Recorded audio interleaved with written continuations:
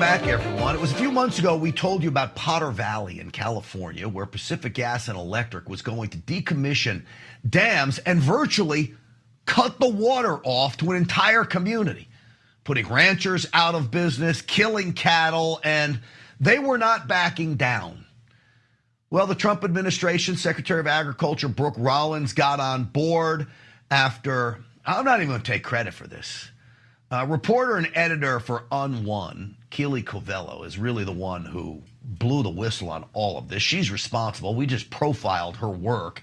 And now it looks like these dams are going to stay in place and they'll get to keep water. I want to bring Keely on. Keely Covello, welcome to the program. Merry Christmas to you. Good to see you. Merry Christmas, Grant. You got to give yourself some credit. You were the only show that talked about this. We owe you a huge debt of gratitude here in Potter. Well, let's just say this, team effort, and give me the rundown now of where we stand, what happened, and are we out of the woods yet on this? I mean, we're not quite out of the woods, but we have a fighting chance, which is more than I can say we had when I first came on this show. This was not going anywhere in Sacramento. Gavin Newsom was not going to help us out.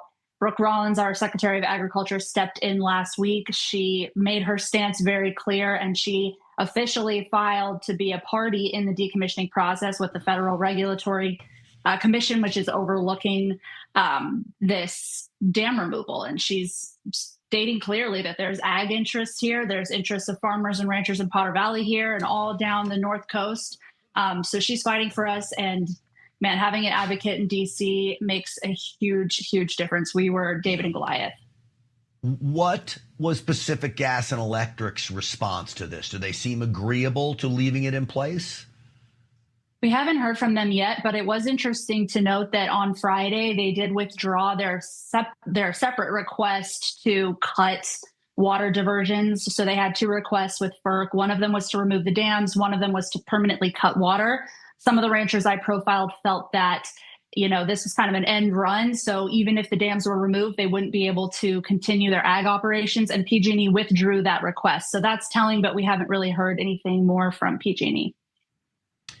I guess the bigger story here is that you've got politicians. This happens all across the country, but it really happens in California a lot. You got politicians in Sacramento, including Gavin Newsom, your governor, who don't seem to hear the people. I mean, I can't imagine a situation where you're going to cut water to an entire community and you just ignore the possibility of what could happen to that community, Keely.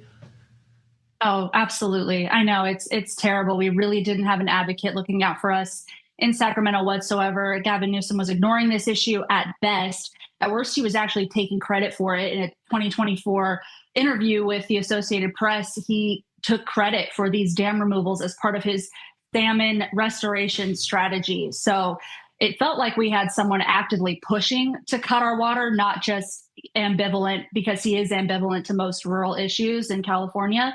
It really felt like this is something he wanted for his green, credentials ahead of 2028. Well, you know what? You brought it up. So let me just remind everybody, because I think if this guy runs for president, Gavin Newsom, which I believe he probably is, this is what you get with Gavin Newsom, cut 5. Largest dam removal project in U.S. history and one of the most significant, if not the most significant, water restoration project, bringing back salmon and steelhead into this basin. This project could not have happened without extraordinary partnerships with tribal nations. So worried about salmon and steelhead, not about ranchers, not about cattle, not about people. Has there been any response from Gavin Newsom? No, he's gone pretty quiet. I mean, we've worked hard to get the word out that this impacts hundreds of thousands of people in rural California. And you make a really good point, Grant, that looks like he wants to run for president in 2028. And I just hope rural America can hear from rural California. This is what you're in for if this guy runs for president. This shouldn't be a partisan issue. We have a couple of congressmen in the area, Doug LaMalfa, who oversaw. He's the representative of the Klamath area where those dam removals happened that Gavin Newsom was just talking about there. He filed with FERC against dam removal. We also had a Democrat, Mike Thompson, who represents Lake County, where Lake Pillsbury is located. He also expressed concern with FERC over these dam removals. This should be a no no-brainer, common sense, protect rural America, protect our farms and ranches that feed us issue. And still Gavin Newsom is taking the side of radicals. So I hope rural America's listening. Are ranchers resting a tad easier, or I'm sure they feel like they're constantly under attack in that state?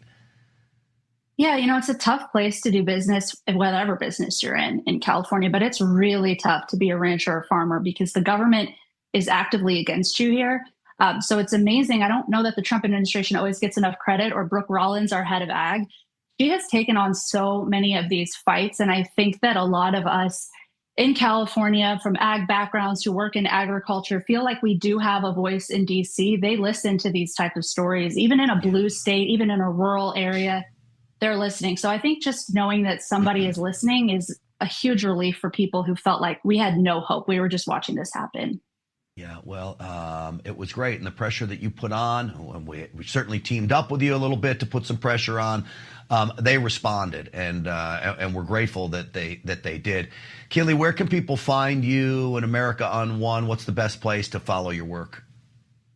AmericaOn1.com, UNWON is the best place to find me. That's where I am on all the social channels as well. But Grant, just thank you again for having me on and covering this story. It really means the world, and I just appreciate that you care about these real stories that impact people. It's rare these days, and it means a lot, and we made a difference.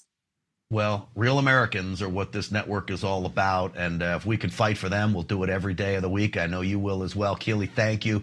Merry Christmas to you, and pass our best wishes on to all those ranchers out there. I will. Thank you. Merry Christmas. Yeah, absolutely. Thank you. All right, folks. It's a good story. That's a good Christmas story, right? As we head into this next block. Chronic pain affects millions of Americans every day, but there is something you can do about it. That's next.